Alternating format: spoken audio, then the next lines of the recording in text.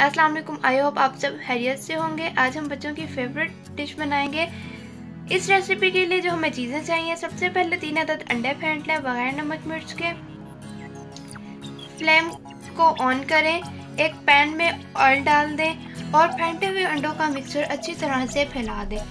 जब मिक्सचर एक साइड से तैयार हो जाए तो इसकी साइड को चेंज कर दें। जब ऑमलेट दोनों तरफ से तैयार हो जाए तो एक छुरी की मदद से छोटे छोटे स्लाइसेस में काट दें। इसके बाद सबसे पहले कढ़ाई में ऑयल गरम करें और एक दरमियाने साइज का मोटा कटा हुआ प्याज डाल दें। ज़रा सा कलर चेंज होने पर मटर डाल दें। नॉर्मल से मीडियम फ्लेम पर पकाएं इसको थोड़ी देर। जब मटर अच्छी तरह से फ्राई हो जाए तो हमें एक मोटा कटा हुआ टमाटर इसमें डालना होगा।